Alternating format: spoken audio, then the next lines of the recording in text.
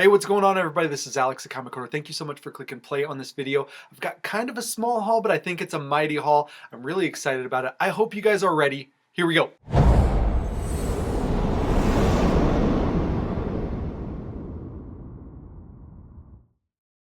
As always, before we get started with the video, I want to give a huge shout out to 789comics.com. If you go to their website and put in the discount code 9.2crew, you'll save 10% on your entire order. And as you can see right here, there are plenty of amazing covers by some of the hottest artists in the comic book industry today. So you're going to definitely want to go to 789comics.com and enter the code 9.2crew to save 10% on your next order. All right, so for this first stack of stuff, and you'll realize why I say stuff in just a moment, but I've got it from Justin's Comics in St. Charles, Missouri. Now, Justin's Comics is an amazing shop in LCS, and I do not want any of this pandemic, Corona, COVID-19 to affect them in any negative way possible. So hit them up on Instagram at Justin's Comics, or hit them up on Facebook Messenger and see if they'll extend some of these great deals to the online community. Of course, you guys would probably pay shipping and handling, but he has some great deals. I'll give you one example. If you're in the St. Charles, St. Louis, Missouri area right now, from March 20th to April 11th, he's got everything in the store at 50% off. And then back issues under $7 are 50 cents. So you can get amazing variants. Probably the ones I'm showing right now will be like in that 50-cent range. So you can get amazing variants. You can complete stories that you're reading right now. You can complete runs. You can work on different things. He's got everything from brand new books that came out last week to old Silver Age, sometimes even Golden Age stuff, Bronze Age. He's got dollar books. Hit him up, let him know, but I can't guarantee that he'll extend these sales to the online community because I haven't talked to him. Just see what he can do for you in the online community and support one of these really great local privately owned shops. The first thing I got from them was a really cool book. This came out a couple weeks ago. This is the Avengers. This is a J Scott Campbell. It's the Gwen Stacy variant cover for Avengers 31. What I really love about this is in the background, there's a parade going on. Gwen Stacy's obviously up front. J Scott Campbell's great rendition of Gwen Stacy. But what I love is this Avengers portrait in the back, and you've got the original Avengers, Giant Man, you've got Wasp, you've got Thor, Captain America, who joins the team in issue number 4, and then you've got Iron Man. This is a sneak preview as well for my next haul. This morning I got up at like 5:30 in the morning, or excuse me, I got up at 5, left the house at about 5:30 to go get a lot of Silver Age to Bronze Age Avengers. It started all the way down with issue number 7. Really excited to show you guys. Just have to rebag and board in Mylar, and then I'll have that haul ready for you guys very, very soon. So really love this J. Scott Campbell Avengers 31 with Gwen Stacy variant. The next book is the second time I bought it from Justin's Comics. So excited, and I think he's got a couple more, if not 1 or 2 more, that may be potentially in that sale right now. But this is Black Cat number 3, the In-Hyuk Lee variant. This is my favorite variant that has come out from this Black Cat run that has just been going on right now. Now, J. Scott Campbell does the A covers, and there's been several artists like Art Germ, J. Scott Campbell has even done some, and several others, including In-Hyuk Lee. And they are absolutely fantastic, but this has been my favorite cover. I think I got this, it was cover price $5 at Justin's Comics, so this could potentially be, if you're local, go there and try to find it.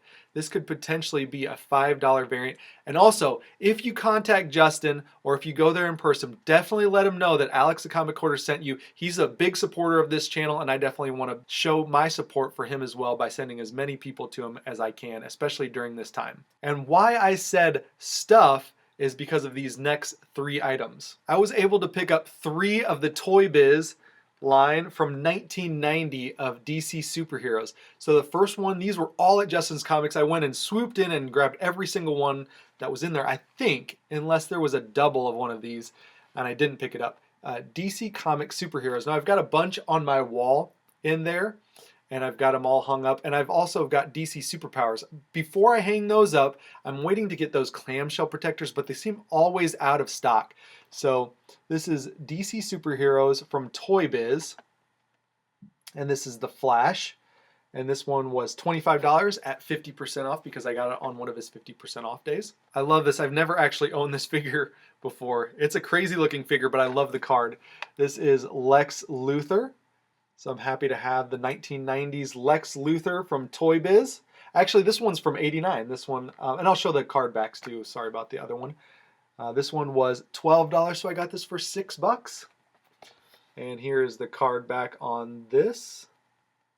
I'd love to put these in clamshell protectors as well if I can find the right ones that fit these. I assume they would be the 84 superpowers. And lastly, I've not owned this one either, but this was $10. As you can see on the price tag, it was a price sticker of $20. I got Mr. Freeze, so I'm really excited about this one. This is the 1989 as well. And as you can see, here is the card back to Mr. Freeze. So among collecting comic books, which I love comic books, I also collect some of these figures, carded figures, sometimes loose figures, because I'm a kid at heart. I love to play with these things. I love to relive my childhood now that I've got money to spend on some of these collectibles. Love to regain my childhood and collect some of the things that I never had when I was younger. I was able to pick up from a private collector 2 Silver Age books. The first one is Tales to Astonish, number 101. This is the last book in this run, Tales to Astonish. After this, the Hulk goes into his own series starting at 102, and then the Submariner goes into his own series starting at the big premiere issue number 1 in 1968. So this is from 1968. One thing that's really great about this cover, the story is Stan Lee. Now the cover was really cool because the top half is Marie Severin. The bottom half pencils are Jack Kirby. So they did a collaboration. They worked on this book together. It's really awesome to see that. It's really awesome to learn that. And you can really tell the Marie Severin did the Hulk, and then Jack Kirby's Odin and the Rainbow Bridge there at the bottom with these Asgardians or whoever's ever attacking the Asgardians. Really, really cool stuff. Absolutely love this. Glad to have this in the collection. As you know, I just showed 102. Hulk 102, my most recent copy of that, and I think 103 as well. So I've got 101, 102, and 103 now. Got another issue of Tales to Astonish. This is Tales to Astonish number 80 from June of 1966. One thing I was really happy to learn about this one was that it's a Gene Colan pencils, and it's also a Bill Everett inks. So Bill Everett was obviously the creator of Submariner, or helped create Submariner, and Stan Lee did some stories in this as well. There's also Dick Ayers artwork in this, so it's a really great, probably jam-packed with awesomeness issue of Tales to Astonish with a cool Submariner cover. Another book that I like to pick up every single time I can get it is Marvel Team Up 141. This is a really nice copy of this book. It's from May of 1984, and this is tied for the first appearance of the black suit with Amazing Spider-Man 252. Now, of course, like ETA Nick says, if you have any question, what's the first appearance of the black suit or what's the first appearance of a certain character, get them all. So you'd get this book, Marvel Team Up 141, you'd get Amazing Spider-Man 252, and you'd get Secret Wars number 8, and then you wouldn't have any question if you have the first appearance of the black suit. So happy to have this from 1984. This is Marvel Team Up 141. Another book that I'm really happy to have right now is a book that I've had several times in my collection. Most recently, I've got kind of a mid-grade copy that I bought out down in southern Illinois in Count Von Strange's territory. So I was picking in Count Von Strange's territory without his knowledge, probably, hopefully. No, he always gives me his blessing when I go into his territory. But I picked up another copy of this book, and the one I had before that mid-grade copy was a really nice high-grade copy, and I was guessing it was a 9.4 or above. So this is Amazing Spider-Man 300. Now don't get this one confused. This is my lower grade, like, reader copy. So this is Amazing Spider-Man 300, but I couldn't pass it up for the price. So it's Amazing Spider-Man 300. It's got lots of these ticks on the side. Now I don't know, and then pretty beat up down here, like looks like it got hit on something or dragged on something, but it is still attached. There's no spine split here. It's just beat down. Corners are kind of rounded. As you can see, that one's kind of dented up there. Maybe a little bit of rubbing and whatnot. But it's a low-grade copy, but it's still happy to have the first appearance of Venom. So now I've got a low-grade copy and a mid-grade copy. Maybe I'll try to sell these two copies and get a, like, a very fine or a fine or very fine copy of this book, and then just kind of slowly upgrade towards where I want to be back again with this book. But that Amazing Spider-Man 300, that was in pretty high grade. I got good return on that, and I was able to turn it around to one of my Grail books. So happy to have another copy of the first appearance of Venom. I think it was around October time of 2019 I placed a pre-order with Frankie's Comics. I also ordered a couple of the ratio variants from local comic shops, and I was able to get from Frankie's Comics a graded star #1 Virgin variant, and it came back a 9.8. Now I think it was like $20 or $30 just to get the Virgin cover itself, and then they were going to send it off to CGC. So you could either just get a CGC copy for around $70 to $80, or you can get the Virgin just itself for about 20, 30 bucks. So I chose to get it graded. Now there was no guarantee on the website, Frankie's Comics, that they were going to give you a 9.8. So I had no idea if it was going to be 9.4, 9.6, 9.8. Luckily it came back 9.8 white pages. Definitely messaged them on Instagram saying how grateful I was that they got me back a 9.8. But this is the Jae-Hyung Lee Virgin variant of star #1. Been enjoying reading the book. I've read #1 and #2. What's great in the first one is she confronts Jessica Jones, looks for Jessica Jones' help. They had a confrontation. Then Scarlet Witch came in. It was awesome. Then they go on an adventure, Star and Scarlet Witch. So really cool book. I'm looking forward to reading #3. If it's already come out, don't know. Might have missed it. But happy to have this great variant, which I called that this would be a great variant. So Jae-Hyung Lee was the same one that did Ghost Spider in the Rain. Really great artist.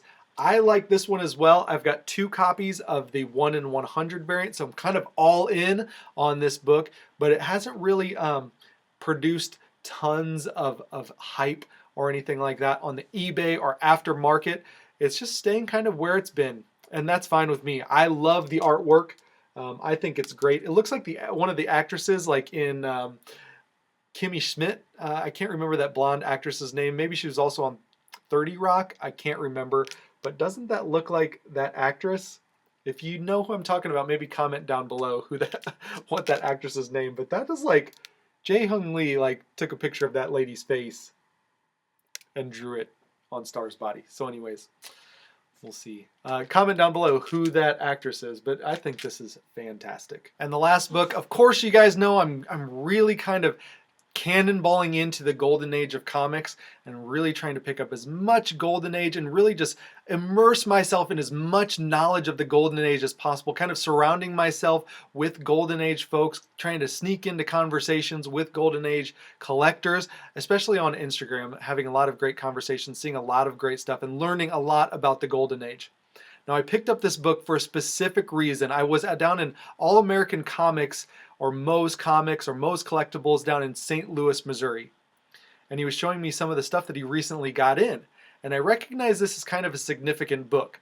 And then it wasn't till Night Tiger showed one of his books that I realized and put the two together that this was the first appearance of a significant, in my mind, character. Probably not Golden Age collectors' minds, but in my mind, this is significant.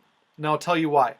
This book was released in 1941, August of 1941. At least that's what the date says on the book. And it was probably released before then because I think there's a date stamp of June on here. Go ahead and show the book and tell you why I think it's cool. So this is Captain Fearless #1. It's a Henlin, I think that's how you pronounce it, Henlin or Hollyoak Comics Productions. That's who produced the comic. So Henlin or Hollyoak. Now this is the same comic company that did Catman. And Catman is Hollyoak or Continental. And then this one says Henlin or Hollyoak. And I think they do that. They do multiple production companies. I don't know if it's to throw off the scent of what's going on or evade something. I'm not sure what the purpose is, but this one says Henlin or Hollyoak. Catman would say like Hollyoak or Continental. Either way, they're probably all under the same big umbrella of a production company, just have different publishers listed per each comic. Still trying to learn more about that and trying to find as much resources as possible. But this is Captain Fearless from August of 1941. As you can see, it says 6 12. So that may be when it was released, maybe June 12th. So this is a #1 issue. It's got the 10-cent shield right there, which is really cool. You've got this brand new featuring the great new adventure character Captain Fearless, punching out that businessman, or maybe he's a gangster. And then you've got these two soldiers down here, Nazi commander, it looks like. And then you've got this other guy holding the grenade, which is cool. This is a Charles Quinlan cover. And I think Charles Quinlan may have done some Catman. I don't know. The ones that I'm most interested are the Schomburg covers that he did. I've kind of been looking at those. I think Golden Age Guru or the Golden Guys were talking about that recently. But this is super cool, and I'm going to tell you why. August of 1940 was the production date on this one, or the intended release date, or whatever. It's the printed date, 1941, but it was released in June. Now, the printed date for Wonder Woman was December of 1941. So there's a character in here, and I'm going to put him up right here, pictures of this character, Miss Victory. Now, Miss Victory is a Golden Age hero. She was introduced, first appearance in this book. And she goes on to be used in other publications, other comic books in the Golden Age. And I think she was reused in like independent books, kind of smutty looking books in like the last 2 or 3 decades. So she's kind of been in some smutty looking production. So I'm not going to show pictures of that, but she has been reused recently because she is public domain. So Captain Fearless #1, this also has an Adolf Hitler, but that character Miss Victory predates Wonder Woman. As you can see, she's a superhero, so that's pretty cool. So there's a female superhero that predates Wonder Woman. Now there's a couple other ones, of course. Phantom Lady, Miss Fury, I believe, predates. Also Black Cat. There's a couple other ones probably, but I'm really excited to own one of those characters, one of those female strong superheroes that predates Wonder Woman. One other thing before I forget about Miss Victory is an interesting tidbit that I learned today, is that her secret identity is Joan Wayne. So Joan Wayne, just like maybe another character, a Western character or something like that. Anyways, really happy to have Captain Fearless #1 from 1941. So that's it, you guys. Thank you so much for watching. Interesting stuff here. We got some new books, we've got some figures, we've got some Silver Age, some Spider-Man keys, a nice, really nice Virgin variant 9.8 CGC slab, and then we've got a Golden Age first appearance from 1941. I really hope you guys enjoyed this video. If you did, give it a big thumbs up. Comment down below what your favorite book in this collection is, or what your favorite item in this collection is. And then also, if you're brand new here, hit that subscription button. We'd love to have you on board for future videos. Make sure to hit that bell to be notified when those future videos are uploaded. And with that being said, guys, take care, be safe, be healthy, and I'll talk to you all on the next one. See ya, bye.